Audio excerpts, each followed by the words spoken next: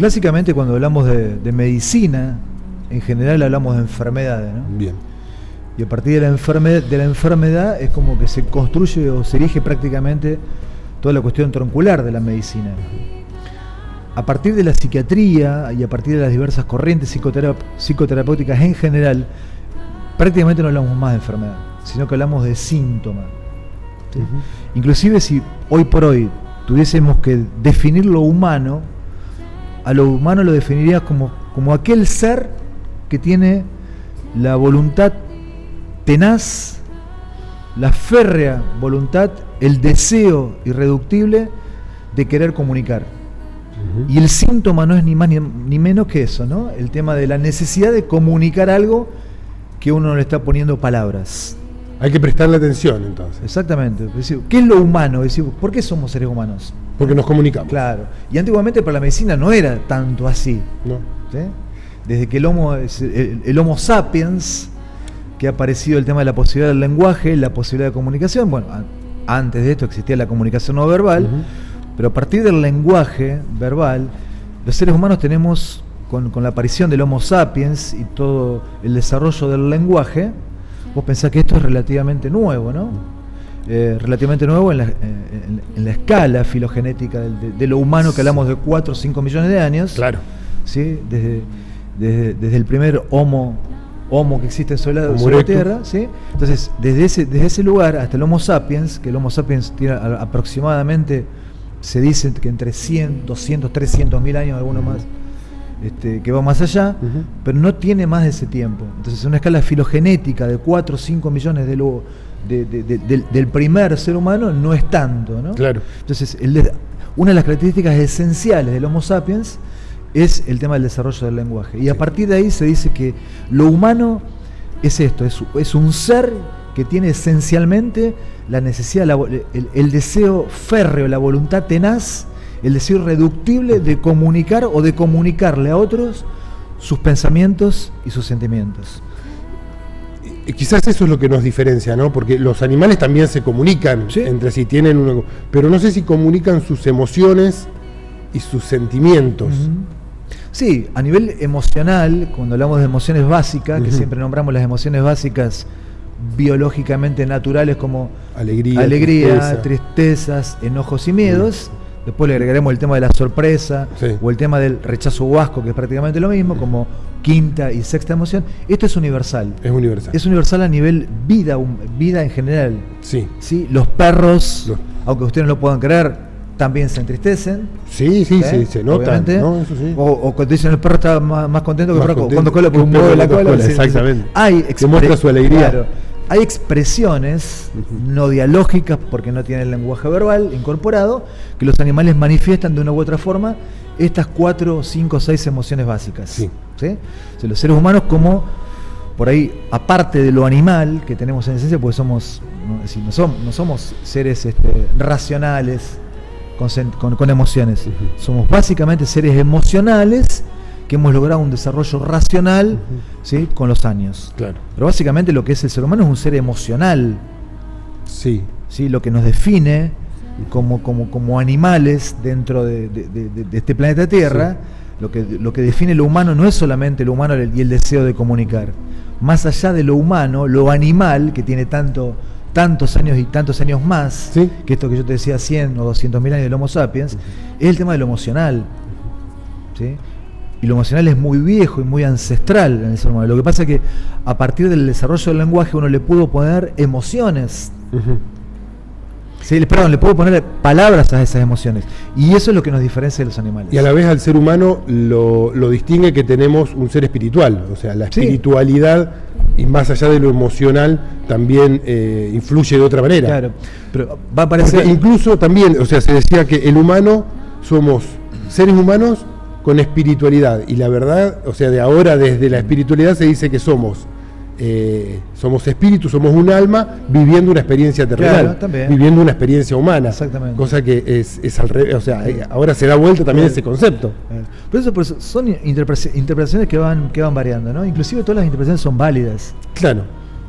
Si hoy por hoy... Que a cada uno le sirva y se nutra de la que más le sirve. Si hoy por hoy me preguntás a mí, ¿qué es lo que más prima en nuestra sociedad actual? Es el tema de lo emocional, lo afectivo. Por eso hay tanto interés por lo nuevo, ¿no? Por lo nuevo a nivel emociones, a nivel sentimientos, a nivel afectos. Sí. La gente está mucho más interesada por las cuestiones humanas. Por más decir, bueno, estamos insertos, obviamente uno no se puede escapar, estamos insertos en un sistema neoliberal, capitalista, que impone modas y todo lo más. Esto es cierto.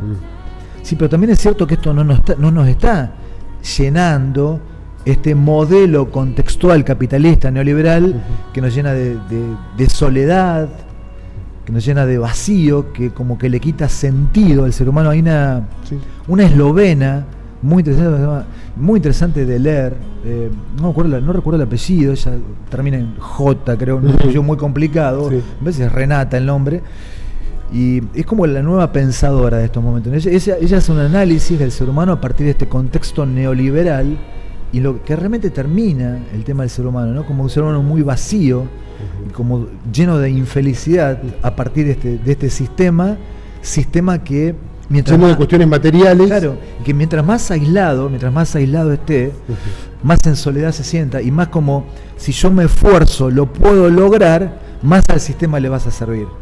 Porque si vos fracasás, no fracasa el sistema, lo que fracasa sos vos, porque el sistema te ha hecho creer que si vos, a partir de la meritocracia, que si vos haces méritos o esfuerzo, lo tenés que lograr. Lo vas a lograr. ¿Sí? Te han metido en la cabeza que como que si vos podés, si vos podés y querés, lo vas a lograr. Y esto es mentira.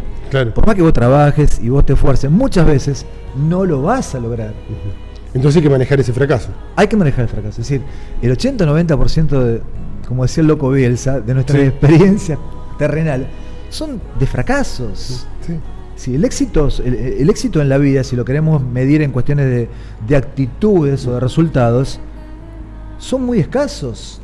Es muy poca la gente que ha triunfado más de lo que ha fracasado. Realmente los seres humanos fracasamos y mucho más de lo que realmente, de los éxitos entre comillas que supuestamente tenemos. Pero el peor de los fracasos no es dejar de intentarlo. Seguramente, sí. Porque nada ha salido desde el primer intento, ¿no es cierto? Así es. Y el fracaso nos hace ir progresando y avanzando. Hay hechos famosos de... creo que la lamparita de Voltaire, por ejemplo. Hubo 700 antes de lograr la que realmente funcionó. Claro, él dijo, ¿cómo usted ha fracasado 499 veces? No, yo lo he intentado, no he fracasado. Lo he intentado y he descubierto cómo no se hace. Cómo no se hace, exactamente.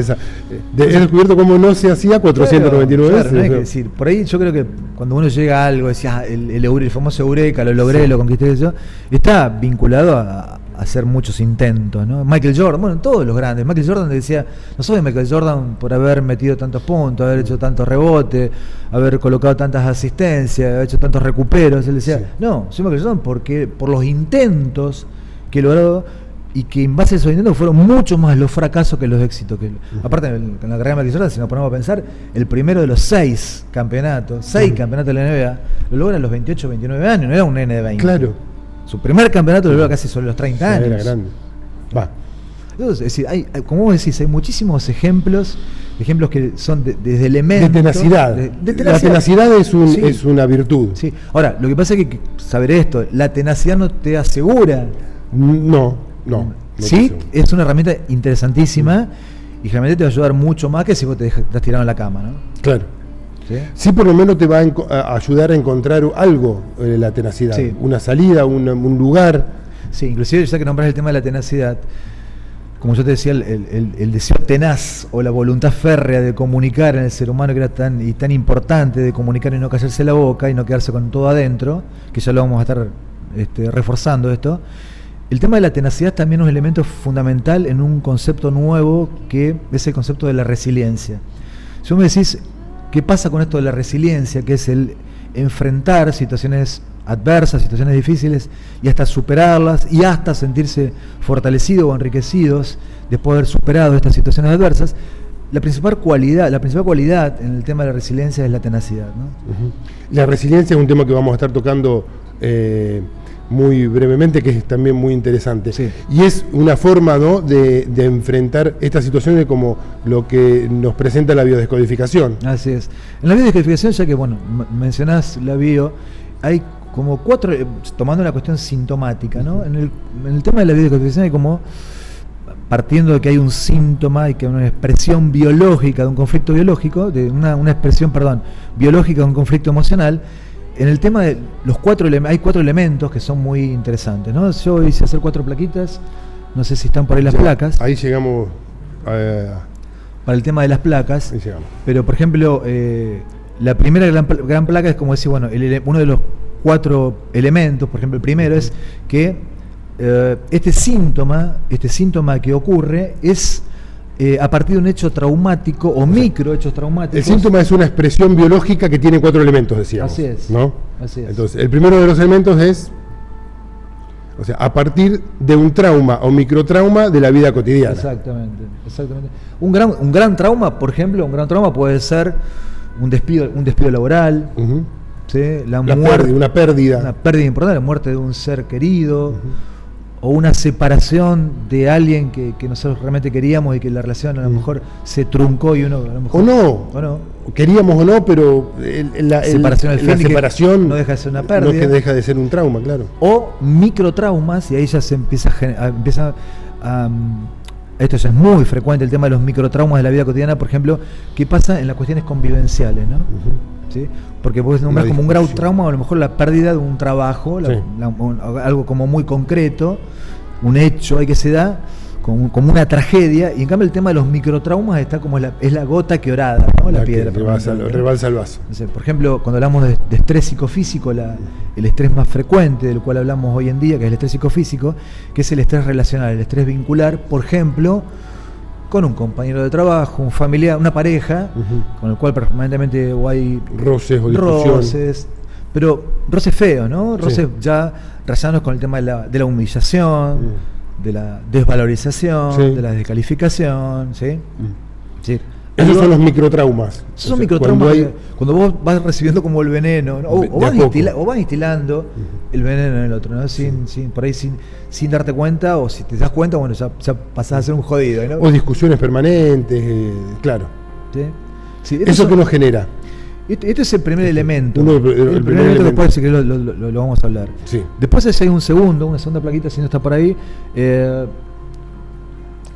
segundo elemento en el síntoma se supera el umbral, de metabolización emocional, que es básicamente lo que ocurre, por ejemplo, en un proceso como de el disestrés. Sí. Esto es decir, bueno, vos podés, por ejemplo, tener un conflicto y resolverlo, ¿sí? Pero muchas veces vos decís, bueno, me pasó esto y me superó. Claro. Entonces, como decís, bueno, no puedo. Es decir, no sé por dónde resolverlo, me supera. Sí, y es como que te perpetuás en esta historia del malestar emocional. Esto, por ejemplo, lo que pasa a nivel sintomático con el tema de la melancolía. Una cosa es la tristeza por una pérdida, normalmente, lo que se llama una tristeza profunda, por la muerte de un ser querido, y otra cosa es ya instalarse en la angustia, en ese sufrimiento, que no es angustia, en un sufrimiento mucho más profundo, ¿no? Que es por la pérdida, que yo sin ese ser significativo que perdió mi vida no puedo seguir existiendo, claro. Dejo de existir. Esto es la gran diferencia. Hay algo que me está superando, que no puedo metabolizar. Así que la gente lo dice, esto me superó. La gente, ¿no? Sí. Esto el famoso crack, de ese lado. Claro. O cuando hablamos del tema del distrés, por ejemplo, el estrés por sí mismo, el estrés no es algo negativo o algo malo. Cuando vos arrancás el programa, yo que te veo con ansia, eso es un poco de estrés. El estrés es como una especie de carga de energía. Claro. Ahora, cuando hablamos del distrés, ya pensamos en el tema de otra cuestión que te está superando. Ya hay que pensar en el tema de las cargas y los recursos que tenés. Hay una sobrecarga que está superando tu nivel de recursos. Como si vos entras acá con un cierto nivel de estrés o de ansiedad o de carga psíquica como para hacer el programa, y otra cosa es decir, no tengo tanta carga que no puedo hacerlo, estoy paralizado. Claro.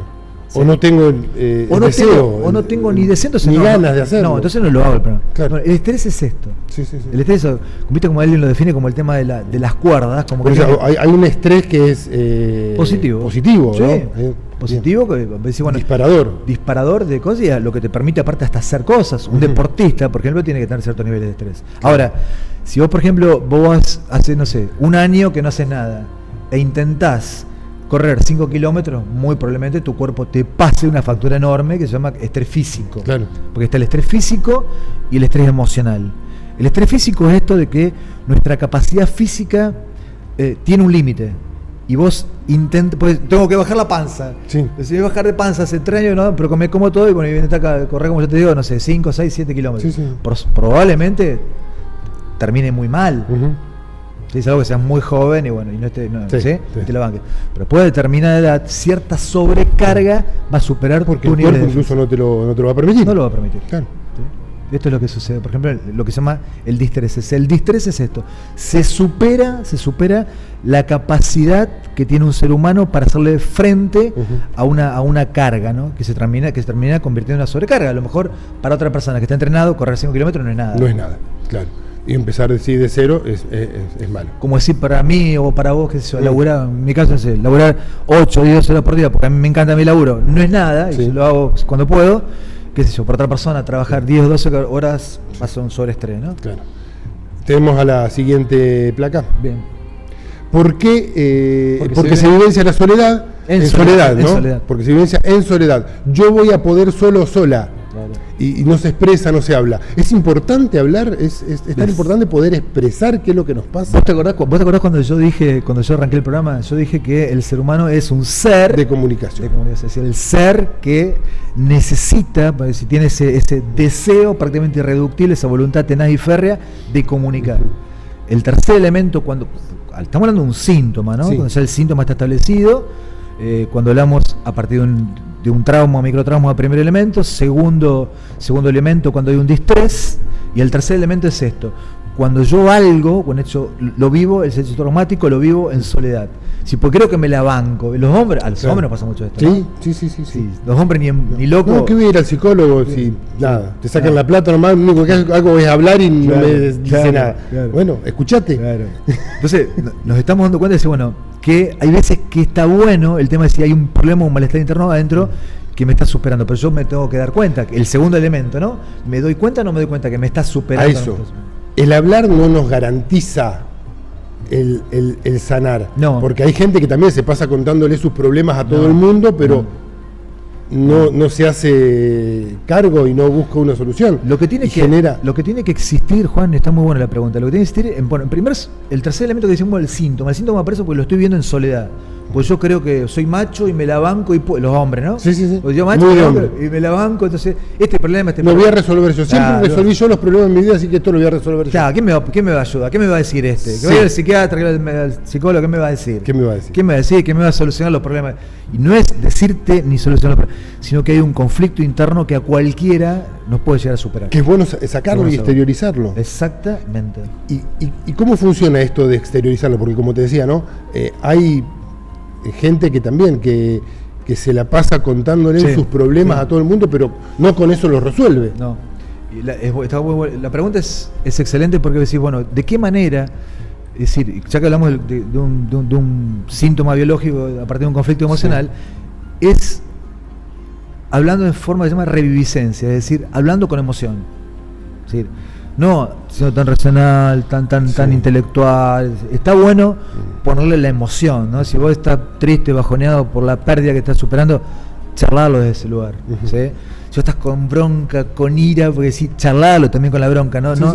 Es decir, por ejemplo, hoy vos fíjate que tuvimos una reunión, ¿te acordás hoy? Mañana cuando mencionamos con otro colega el tema de la pregabalina como la solución a todo, entre otros, por ejemplo, la fibromialgia reumática, ¿no? La fibromialgia reumática es un tema muy interesante, una patología muy interesante, síntoma, yo diría, que está muy interesante porque antes se hablaba, Fibromialgia reumática, bueno, vamos a la pregabalina. Ahí está, sí, la curamos, ¿no? Y en realidad no es esto. Cuando hay fibromialgia significa una afectación de los músculos, míos músculos, ¿no? Fibromialgia reumática es esto. Hay una serie de grupos musculares que están afectados, con mucho dolor, hay puntos gatillos que vos lo tocás, generalmente, bueno, hay 6 o 7, estos puntos, 6, 7 ya está, tenemos fibromialgia reumática, punto. Solución, pregabalina. Y en realidad no estás trabajando el tema de la causa. En la fibromialgia reumática lo que se ve, y todos los pacientes que yo he visto con fibromialgia, hay como una especie de tensión, de bronca para adentro. Y esto se llama como una especie de retroflexión. La bronca no sacada afuera vuelve para adentro y termina como una cuestión de impotencia muy grande. La impotencia no es ni más ni menos que la fuerza, el poder, la potencia para adentro. Así como el prepotente utiliza la potencia para afuera, prepotear, el impotente es para adentro, se destruye, se cae. Claro. Pero vos lo ves y el tipo está como agua de estanque, la tipa. ¿Sí? Todo va por dentro. Todo va por dentro. Vos lo ves, y entonces te hablan, te relatan, tengo un dolorcito acá, y bueno, chao, fibromialgia reumática, pregabalina. Sí. Entonces por eso aparece el cuarto punto. Ahí tenemos el cuarto plaquita. ¿Por qué? Porque se vivencia en soledad. Esta es la anterior, la que sigue, Juan. Las soluciones intentadas, médicos y medicamentos, no dieron resultados. Claro. Cuando ya pasamos por todos los médicos, todos los tratamientos, todas las consultas y no le encontramos resultado a la enfermedad. Vos fijate que lo que decía, y esto está bárbaro, vos viste los 4 elementos, después repasamos elementos, vos viste este cuarto elemento, ya que nombramos algo muy muy frecuente y que se diagnosticó tipo epidemia en los últimos tiempos, que es el tema de la fibromialgia reumática. Como todo el mundo, bueno, vamos a la pregabalina. Y la pregabalina, después nos damos cuenta que lo único que hacemos con la pregabalina es calmar un poco la ansiedad. La pregabalina es un medicamento. Es un medicamento. Entonces, aparecía un paciente en mi consultorio que mejor me dio el 5º o 6º reumatólogo que habían visto. Los 5 o 6 reumatólogos coincidían, colegas médicos coincidían, decían, bueno, tiene una fibromialgia, y bárbaro, porque desde el punto de vista de la reumatología, desde el punto de vista de la medicina, uno se forma de una determinada manera y dice, bueno, si este cuadro me cierra para mi mente diagnóstico, donde yo creo que en la fibromialgia reumática hay 6, 7 puntos gatillos no están afectados, los detecto, ¿verdad? y el paciente me responde que sí, entonces, bueno, vamos, diagnóstico, fibromialgia reumática, tratamiento, pregabalina.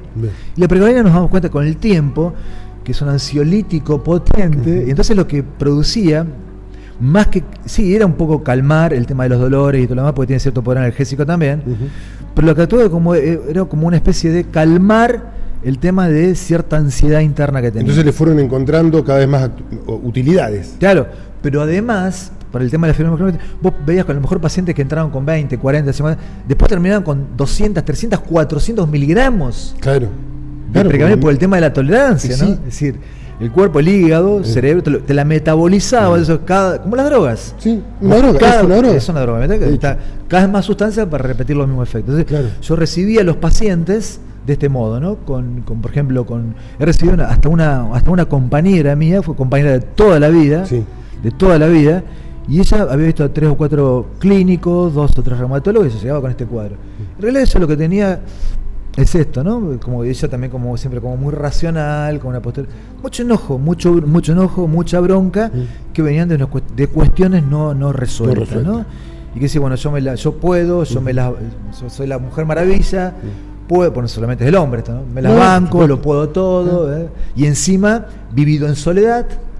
O cuando recurría, como el cuarto punto ahí que yo puse, a médico, ¿no? Le daban una medicación que tampoco daba resultado. Y la medicación lo único que hace es un calmante, o sea, te calma el dolor, pero no te cura no te cura la enfermedad. Nada más. Sí, la medicación te controla el dolor. La medicación está bien, pero no alcanza. Claro.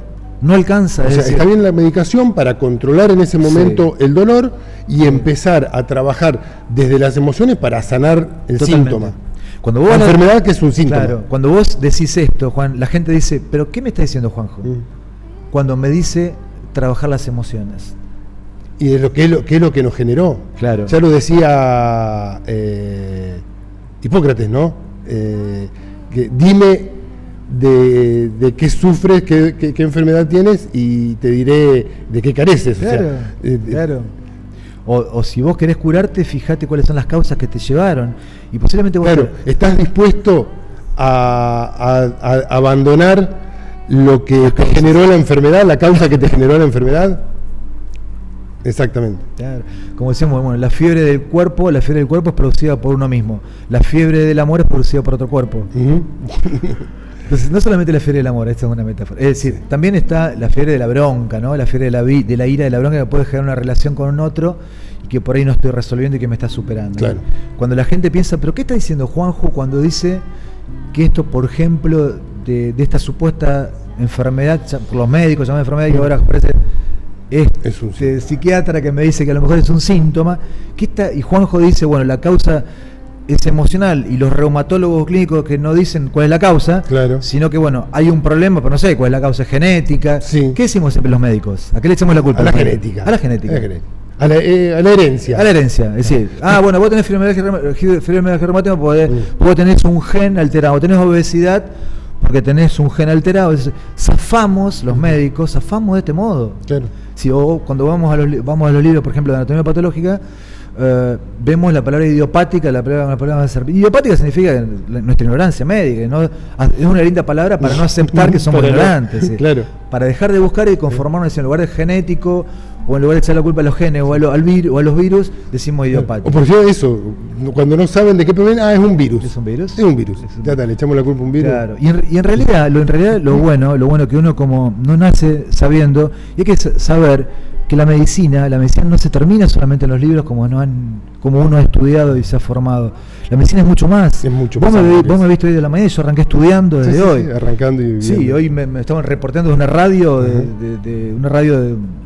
de Casilda, creo, de Rosario, acerca del uso de la marihuana, acerca del uso del cannabis, del THC, en pacientes ancianos. Entonces yo tampoco tengo tanta información en mi cabeza. Claro, yo qué tengo que hacer? Tengo que empezar a estudiar y a informarme sobre los temas. Es decir, pero es mi responsabilidad médica. Claro. Es decir, yo que lo haga, que no lo hago va a depender de mí. Exactamente. Y esto también depende si yo me conformo con ser tan lineal, tan occidental y lineal, y darle a los pacientes una sola medicación y listo, y conformarme y generar un adicto a lo mejor. Eso, sí.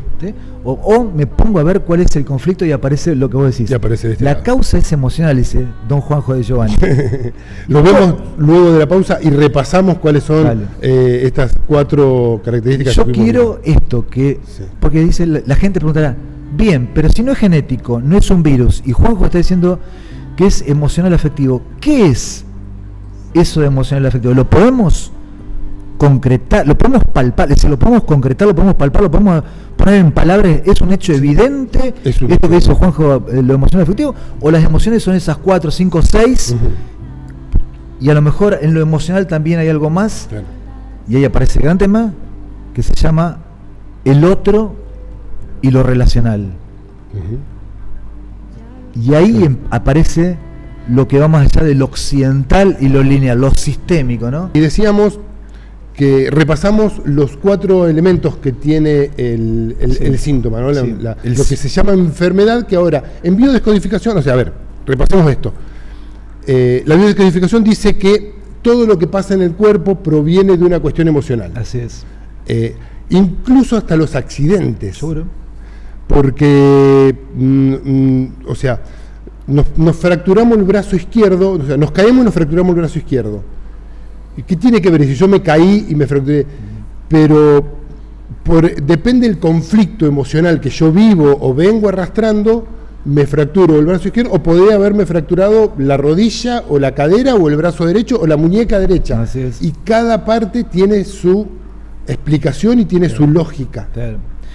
En primer lugar, lo que vos decís, los 4 elementos del síntoma, ¿no? Este síntoma físico que es expresión de un conflicto emocional. Es decir, hacemos un repaso rápido de las plaquitas, Juan. Biológico. Decimos eso, ¿no? El síntoma es una expresión biológica que tiene estos 4 elementos. Sí. Saltamos a la siguiente. A partir de un trauma o microtrauma de la vida cotidiana. Sí.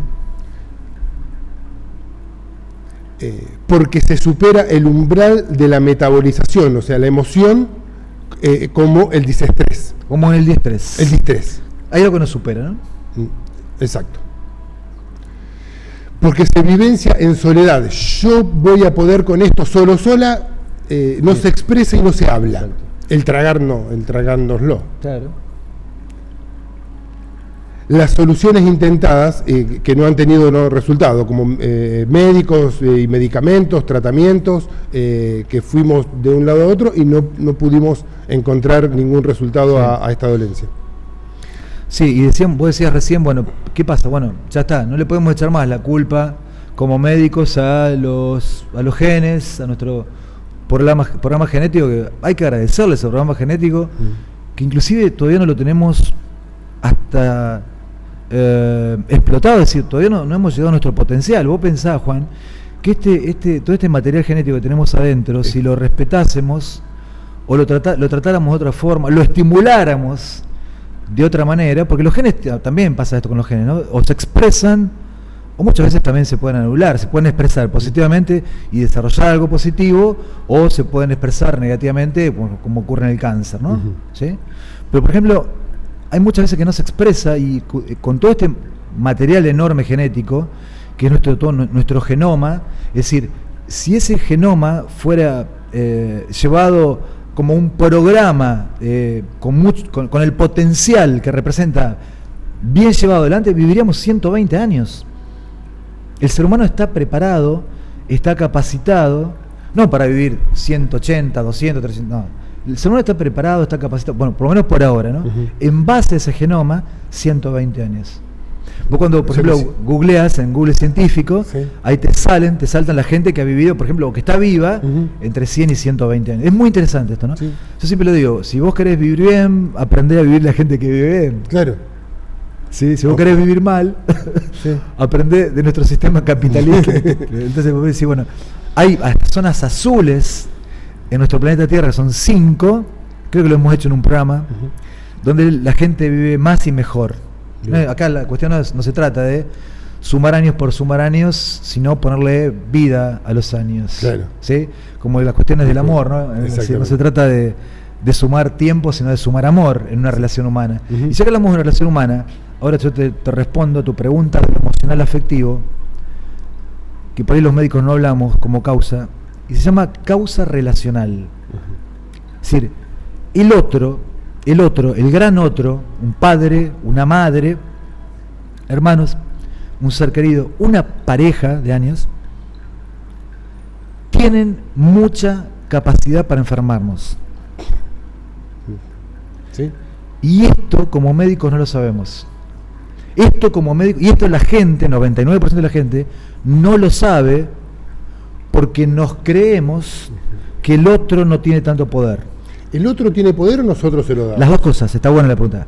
Las dos cosas. Nosotros permitimos también que nos enfermen. Por supuesto. Y ahí aparece la psicología, aparece que vos tenés que hacerte cargo, entonces vos te sentís como casi como culpable, te sentís. Cuando dicen tenés que hacerte cargo, tenés que reconocer, sí, yo me hago cargo, pero hay veces que soy muy débil, frente al gran poder del otro. Claro. Y para eso se necesita mucha humildad como médicos, para decir, bueno, el otro, ¿por qué no le agregamos a los libros de medicina que el otro o la otra tiene poder sobre mí, me puede llegar a afectar en base a lo que vos decís, en base a mis cualidades de debilidad, de fragilidad, de a lo mejor un exceso de empatía, donde yo estoy demasiado pendiente de cómo está el otro, de que si está alegre, está contento, dejo de vivir mi vida para poner tipo geisha, tipo costilla, mi vida al servicio del otro para que el otro esté bien. Claro. Sí, mi existencia pasa porque el otro esté bien. Entonces dejo de vivir mi propia vida y me enfoco en que el otro esté bien. Eso es una debilidad. Claro. Si es algo positivo, si vos estás bien y estás enfocado en vos. ¿Qué hay que hacer ante eso? En primer lugar hay que saberlo, hay que reconocerlo. Bien. ¿Sí? Ya está. Hay que reconocerlo. Sí, yo soy débil, tengo como un exceso de empatía. Sí. Como un exceso de empatía. No sé si débil, no sé si es una cuestión de debilidad. No, separo. Claro. Tengo una debilidad, tengo una sensibilidad extrema, soy muy vulnerable. La palabra clave es influenciable. Influenciable. Y nosotros que somos de pueblo, ¿no? Somos demasiado influenciables. A lo mejor un tipo de la ciudad. Demasiado, claro. Nosotros somos demasiado pendientes de la mirada, de la opinión, del estado de ánimo del otro. Es decir, y hasta yo me acuerdo que escribí. Y hacernos cargos de lo que piensa el otro. Claro. Y de lo que opina el otro. Claro. Es decir, no estoy bien porque el otro no está bien. Yo cuando tenía 13, 14 años escribí, solamente puedo ser feliz si veo felices a los que me rodean. Es decir, una utopía total, una locura. Absoluto. Sí, porque desde los 13, 14 años, que mi cabeza pasa, si el otro está bien, o si los otros también. ¿Pero por qué? ¿Esto está mal? ¿Por qué? Porque en lugar de enfocarme en mí, en vos, te enfocabas en el otro. Sí, claro. Que eso no te iba a ocasionar felicidad tampoco. No, jamás. No, jamás. Porque incluso ibas a dejar de ser vos para que el otro sea feliz. Obviamente. Y eso te va a enfermar. Es la pérdida de la identidad. Es la pérdida de la identidad. La pérdida de la identidad, la pérdida de la esencia es esto, es decir, dejar de ser para que el otro te quiera. Claro. Y el otro tampoco va a ser feliz por eso. Tampoco. Para que el otro te quiera, para que el otro te acepte. Bueno, esto, que no es mío solamente, pasa en muchísima gente pero esto de ser tan, como muy influenciable, como muy de depender del estado de ánimo del otro, ser demasiado una empatía en exceso, tampoco es tan positiva. Sí, una falta de empatía total cuando tenés que quedarte solo. Claro. Pero un exceso de empatía te hace como estar demasiado pendiente del estado de ánimo del otro. Sí. Y no es bueno. Y no es bueno, no es saludable. Pero esto es muy frecuente, aunque no lo puedas creer. Bueno. Y esto es lo que nos torna muy débiles y que nos torna como muy frágiles y con mucha posibilidad de enfermarnos. Exacto. Tomamos conciencia. Sí. Nos hacemos cargo. Sí. ¿Cómo actuamos ahora? A partir de... Reconocemos que es el tema de él hacerse cargo, ¿sí? O tratar de darse cuenta, hay terapias de la terapia de darse cuenta, nos hacemos cargo, decidimos, y después aceptamos. Empezar a hacer, y después el cambio. Y empezar a soltar y hacer cambio. Sí, y no hay otra posibilidad. Salir, porque no deja de ser una zona de confort, porque yo ya los tengo acostumbrados. Y lo que pasa es que yo ya los tengo acostumbrados así. Claro, y después vos terminás todo doblado, con síntomas hechos pelota, claro, con contracturas musculares, hecho pelota, con depresión, con bajones, porque te comes toda la depresión de los demás, el bajón de los demás, y llegás a la noche, vos estás hecho pelota y destrozado, y obviamente que va a estar así. Sí. Porque nadie es invulnerable. Y vos tenés que hacer terapia para descargar lo que... Claro, no alcanza, porque estar vinculado al ser. Y después la culpa. Sí, la culpa sí. La culpa que te genera eso, ¿no? De tener que cortar con eso que yo le estaba dando hasta ahora. Claro. Y que sé que nos está haciendo mal. La disponibilidad total. Incluso le hace mal también al otro. Por supuesto, porque no estás dando un buen ejemplo. Sí, no estás dando el ejemplo de decir, interesa. Bueno, te interesa, sí. Cada uno tiene que ocuparse de uno y llenarte. A partir de ahí recién podés empezar a ver qué pasa con los demás. ¿Sí? Sí, uno tiene que darse a uno mismo muchísimo, ¿no? Sí. Llenar, tratar de meter un poco dentro de esa olla de autoestima, un poco de afecto hacia vos. ¿Sí? Préstame el vaso, vamos a hacerlo bien concretamente. Perdón con el agua, después lo mezclaremos los aguas, mezclar los fluidos. Pero esto es la autoestima, Juan. Si vos, por ejemplo, qué sé yo, vos estás con Juan, este recipiente Juanjo, y estás lleno de autoestima, lo empezás a dar, bueno, lo marco un poco para mi hijo, o para otro hijo, para una pareja, lo vuelco en mis actividades, lo vuelco en otras cuestiones, en otras personas, bueno, Juanjo, ¿qué queda? Quedaste sin autoestima. Claro, me quedé sin lo que se llama narcisismo, quedé sin autoestima, me quedé sin afecto para mí, me quedé sin amor para mí. Y es esencial que yo vuelva a recuperar. ¿Cómo lo recupero? Pidiendo, dándome, entonces empiezo a llenar, pido un poco, me doy un poco para mí, hago actividades para mí y empiezo a recuperar mi autoestima. Absolutamente. Krishnamurti dice algo muy interesante, uno tiene que vaciarse de vez en cuando, porque dice, bueno, total, yo la copa llena se puede volver a llenar. Volvemos a llenar. Pero esto hay que tenerlo en cuenta. No puedo vaciar completamente y quedarme así vacío. Claro. También hay que recuperar. Exactamente. El tema de recuperación, como yo voy a recuperar ahora, hasta lograr un equilibrio. Mitad de agua lo no era como, y chin chin. No soy como antes que te lo hubiera dado toda, ¿viste? Bien. Entonces, claro. Brindemos por eso. Entonces el tema tiene que ser como una especie de equilibrio en el tema de autocuidado. Y el autocuidado es yo también un poquitito valgo. Porque vos no podés dar lo que vos no tenés. No podés, lo que da la gente general muchas veces, en base a esto, es como una especie de afecto vacío. Te dan a lo mejor como para recibir algo. Claro. ¿Sí? Es muy poca la gente que da por nada, da solamente por el placer de dar. ¿Y cuál es el placer máximo? Y recibirle a lo mejor la alegría del otro. Mucha gente da porque si yo doy, a lo mejor me gano, no sé, tengo ganado el cielo. Si doy, todo lo que doy vuelve. Perdón que diga esto, pero no siempre es así. No siempre es así. No todo lo que vos das va a volver, y si vos va a volver. Eso es mentira, porque mucha gente termina frustrada con esto. Hay más posibilidades de que sí, que vos lo que das va a volver, pero no siempre es así. A ver, todo en la vida tiene que tener un equilibrio, todo en su justa medida. O sea, está bueno dar, pero también preservarnos. O sea, bueno, la Madre Teresa decía dar hasta que duela, y a ella le resultó. Cuando interesante, ¿no? desde ahí se, o sea, incluso a ese extremo sí también sirve, porque ahí tenemos la Madre Teresa que fue dar, pero su vida era eso, su vocación y su misión en la vida fue esa, ¿no? Es que por ejemplo, el tema del amor, el sentido más profundo es este, ¿no? Claro. El sentido más interesante es el dar o la presencia o la existencia del otro. Pues si no me doy un amor a mí mismo, ¿para qué sirve? Sí. Un poco así, pero también, como decía el tema de la copa vacía, vaciarlo y compartir ese amor. Pues si no, ¿para qué me sirve? ¿Con qué me quedo? El amor es esto, el amor también es el otro, la existencia del otro. Lo que pasa es que también la existencia del otro muchas veces nos puede tornar vulnerables. Sí. A partir de esta característica o cualidad que yo te dije de influenciable. Pero o sea, esto está bueno de dar hasta que duela cuando hay un equilibrio en la sociedad, pero en una sociedad que vivimos tan egoísta y que más de uno se va a aprovechar cuando el dar, cuando uno encuentra a alguien, somos tan humanos y que cuando encontramos a alguien que está dispuesto a dar, lo exprimimos. Sí. A favor nuestro. Por eso uno también tiene que aprender a cuidarse. Por eso, claro, exactamente. Exacto. Uno tiene que aprender a preservarse y saber hasta dónde da. Exactamente. Y esto de cómo decir, la disponibilidad para todo el mundo está bien mientras vos te puedas preservar y protegerte.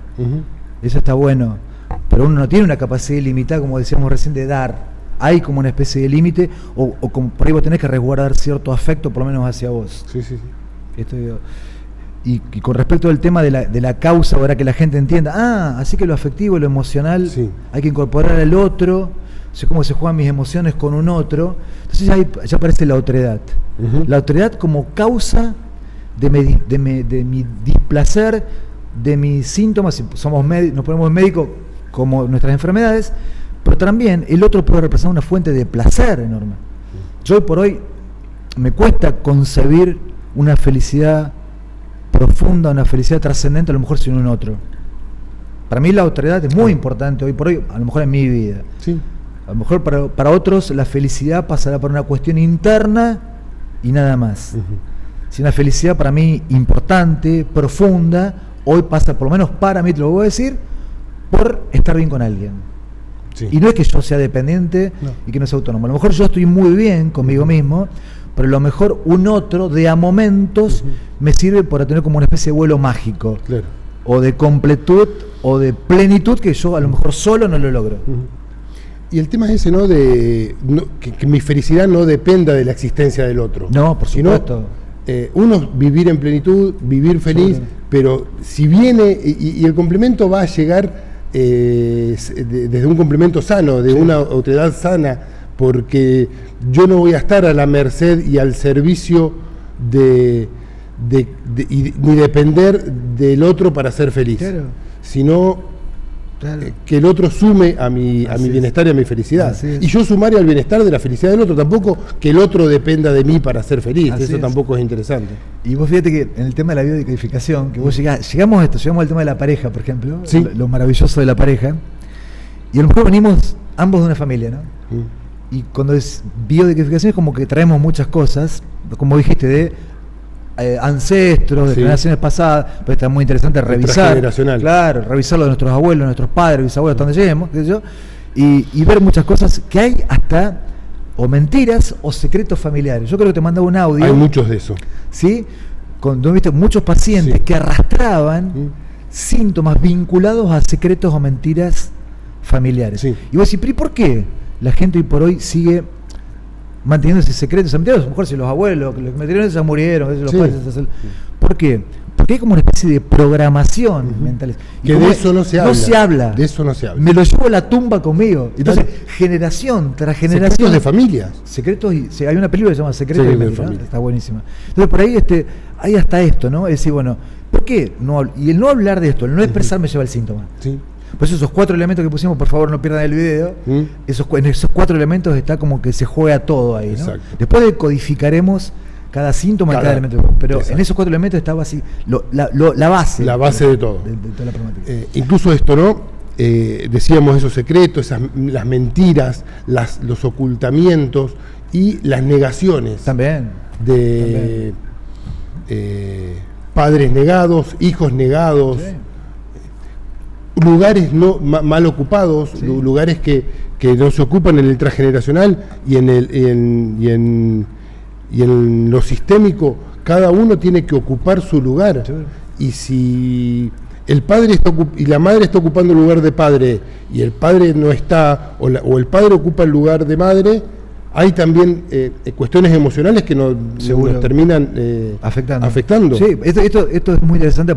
Todo esto nace a partir de la terapia familiar. Yo cuando, después de recibirme de médico y de psiquiatra, hice toda la formación con un grupo importantísimo, que todo se llama CETEFA, Centro de Terapia Familiar, grupo liderado por Fidel Levenson, un gran profesor que ha fallecido, gran profesor Fidel, con Elena Katz, que era su pareja. Bueno, ellos estaban interconectados a nivel mundial, ¿no? Esa fue mi formación como terapeuta familiar, como terapeuta sistémico familiar. Bueno, de ahí vos te das cuenta que prácticamente deriva todo lo demás. Por ejemplo, cuando hablamos de biodescodificación, cuando hablamos de PNL, de programación neurolingüística, cuando hablamos de constelaciones familiares, como que son prácticamente todos derivados de esta terapia familiar, ¿no? Tienen muchos puntos en común. Sí, porque todo lo que vos estás diciendo, por ejemplo, el tema de secretos, mentiras familiares, los lugares ocupados, el tema de la inversión de roles, los lugares que pues, se murió un chiquito de 7 o 8 años, nace otro que a lo mejor le pone el mismo nombre o ocupa ese lugar. Esto lo vemos mucho en terapia familiar. No sé, adopciones no dichas, sí, muchas cuestiones vinculadas al tema de los secretos, mentiras familiares, la inversión, que vos nombrás inversión de roles familiares, esto es muy frecuente,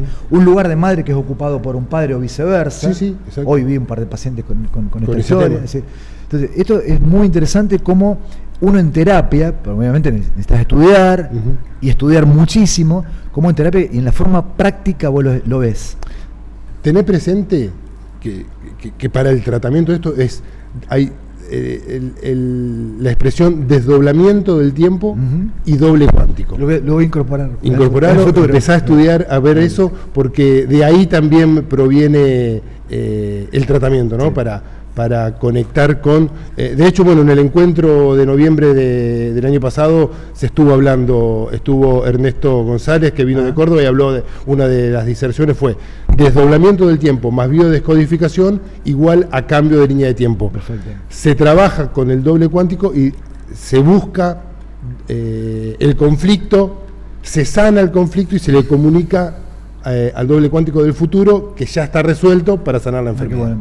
En sí, o sea, muy básicamente. Está bien. Muy, yo creo que explicado muy... Pero yo creo que hay que incorporar... es un poco más complejo. Es más complejo. Bueno, el futuro me lo contarás. Ya lo vamos a ir. Vos sabés que yo soy un gran aprendiz de la vida, ¿no? Mi cabeza está completamente abierta a todo lo que sea... Y aparte después ponerlo en práctica, ¿no? Es decir, porque todo lo que uno aprende en forma teórica, yo trato después de llevarlo a la práctica, obviamente. Es decir, y te da resultados. Sí, el conocimiento. Y estudiarlo. Y lo que no da resultados yo lo descarto rápidamente. No sé si rápidamente, pero... lo trato de sacarlo, es decir, trato de darle mucha más utilidad a lo práctico y a lo que tenga resultados interesantes para los demás. El conocimiento se va tejiendo de forma ascendente, de forma espiralada entre teoría y práctica, ¿no? Y hay otro de los cambios de conceptos con respecto a la medicina, porque en la medicina el que te cura es el médico, el que te sana es el médico con su tratamiento y con los medicamentos. En las problemáticas agudas. En las problemáticas agudas, el poder lo tiene el médico. En las problemáticas crónicas, el poder lo tiene el paciente. Por eso, a partir de la biodescodificación y del desdoblamiento del tiempo y de la constelación, quien se sana es el paciente. Seguro, y el tratamiento es... Porque esto básicamente es como vos decís, va a lo crónico, las cuestiones de síntomas crónicos, cronificados.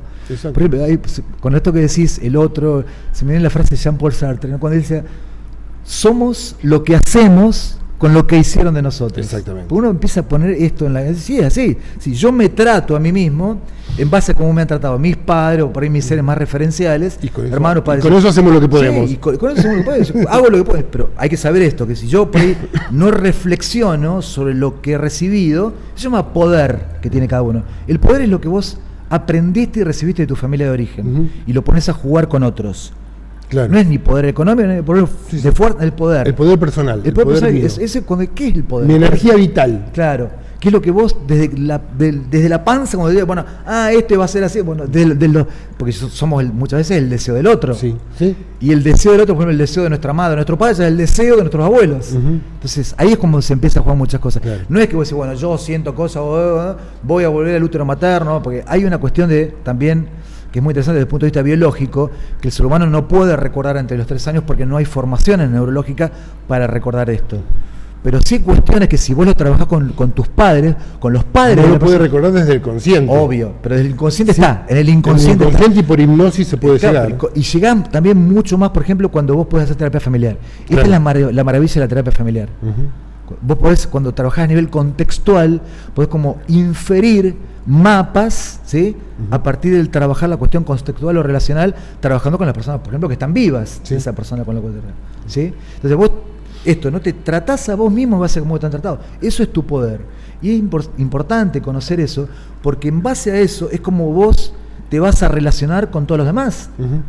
Es decir, en base, a como vos te tratás, vas a relacionarte con todos los demás. Claro. Si a vos te han tratado relativamente afectuosamente, de buena manera, vos te vas a querer. Ahora, si no, vos sos un burro recuadrado, es muy probablemente que salga a la calle tenga la autoestima bajísima y quiera matar a todo el mundo, ¿no? Depende también del carácter, ¿no?, de cada uno, porque ante esa situación otro puede decir, no, yo te voy a demostrar que no lo soy.